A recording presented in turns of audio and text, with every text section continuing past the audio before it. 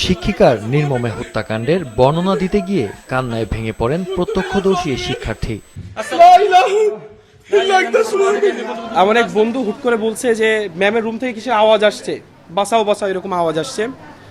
তো হুট করে দেখছি এদিকে যেতে দেখছি যে দুইটা আনসার এবং দুইটা মানুষ ম্যামের রুমের সামনে বলছে যে রুম থেকে এরকম আওয়াজ আসতেছে। তো সাথে সাথে আওয়াজ আর পাইলাম না, যে রুম দরজার সাথে ভাঙা হয়েছে, ভাঙাই দেখতেছি যে ম্যাম তো একদিকে পড়ে আছে, আর ওই যে মানে খুন করতে আসছে সে নিজেই নিজের গলা কাটতেছে। এই নির্মম দৃশ্য দেখে নিজের কথা কি বলবো। নিহত স্ত্রীর শোকে হাসপাতাল চত্বরে বুকফাটা আর্তনাদ করছিলেন নিহতের স্বামী ইমতিয়াজ সুলতান। দাবি করেন এই হত্যাকাণ্ড পূর্ব পরিকল্পিত। রোজার দিনে এভাবে কেউ কাউকে খুন করতে পারে না ভাই, খুন করতে পারে না, খুন করানো হয়েছে। এছাড়াও আজ সকালে বিশ্ববিদ্যালয় থানায় অভিযুক্ত ওই কর্মচারী সহ 4 জনের নামে অভিযোগ দায়ের করেছেন তিনি। তবে তদন্তের স্বার্থে অভিযোগে থাকা বাকি ব্যক্তিদের নাম প্রকাশ করেনি প্রশাসন। বুধবার বিকেলে কুষ্টিয়ার ইসলামী বিশ্ববিদ্যালয়ের সমাজকল্যাণ বিভাগের সভাপতি ও সহকারী অধ্যাপক আসমা সাদিয়া রুনাকে তার নিজ কক্ষে উপর্যুপরি ছুরিকাঘাতে গুরুতর জখম করা হয়। এরপর সেখানেই আত্মহত্যার চেষ্টা করেন হামলাকারী রাষ্ট্রবিজ্ঞান বিভাগের কর্মচারী ফজলুর রহমান। আমরা 5-6 জন মিলে রুম মানে ভেঙে ফেলি, দরজা ভেঙেই দেখি যে হচ্ছে ম্যাম একদম মানে মেঝেতে পড়ে আছে রক্তাক্ত অবস্থায়, ছুরি আঘাত করছে এবং হচ্ছে ফজলু ও নিজেকে হচ্ছে ছুরি দিয়েই মানে নিজের ইয়েকে মানে শেষ করার চেষ্টা করতেছে। পরে বিশ্ববিদ্যালয় প্রশাসন ও ইবি থানা পুলিশ উভয়ের রক্তাক্ত দেহ উদ্ধার করে কুষ্টিয়া সদর হাসপাতালে পাঠায়। সেখানে কর্তব্যরত চিকিৎসক আসমা সাদিয়া রুনাকে মৃত ঘোষণা করেন। চিকিৎসাধীন গুরুতর আহত হামলাকারী কর্মচারী ফজলুর রহমানের অবস্থা এখন সংকটমুক্ত। আমরা তার চিকিৎসা দিচ্ছি আসলে, কিন্তু তার পরিবার সম্ভবত তা একটু রেফার নিতে চাচ্ছে, কিন্তু আপাতত সে আশঙ্কামুক্ত।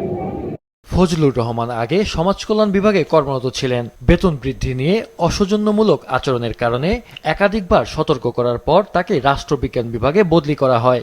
এই সিদ্ধান্ত মেনে নিতে না পেরে বিভাগীয় প্রধান আসমা সাদিয়াকে পুনর্বহালের অনুরোধ করেন। সাদিয়া এতে অসম্মতি জানালে ঘটে এই নৃশংস ঘটনা। ওই সময় থেকে তার মনে হয়তো একটু কষ্ট ছিল কর্মচারীর, ওটাকে কেন্দ্র করে আজকে মানে কোনো পূর্ব ছাড়াই হঠাৎ করে রুমে এসে তাকে একা পেয়ে তাকে ছুরিকাঘাত করেছে। তার চিৎকারে তখন ছাত্ররা যারা ওখানে পাশাপাশি ছিল তারা এগিয়ে আসছে। সে নিজে তখন নিজেকে সেভ করা বা দোষ থেকে বাঁচার জন্য সে নিজের গলায় নিজে ছুরি দিয়েছে।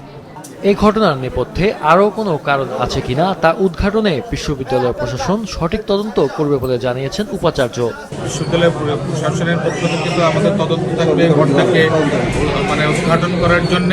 সাথে সাথে পুলিশ প্রশাসনকেও আমরা অনুরোধ জানাবো এবং যে ধরনের প্রসিডিউর করা লাগে আইনগত সেটা বিশ্ববিদ্যালয়ের আইনগতভাবে সকল ব্যবস্থার জন্য বিশ্ববিদ্যালয় সরকারি প্রশাসনের সাথে কাজ করবে। এরই মধ্যে তদন্ত শুরু করেছে থানা পুলিশ। ক্রাইম সিন থেকে আলামত সংগ্রহ করছে সিআইডির বিশেষায়িত দল। কাজে সহযোগিতা করছে র্যাবের গোয়েন্দা দলও। ওখানে যে সিসি ক্যামেরাগুলো আছে ওগুলো আমরা বিশ্লেষণ করছি।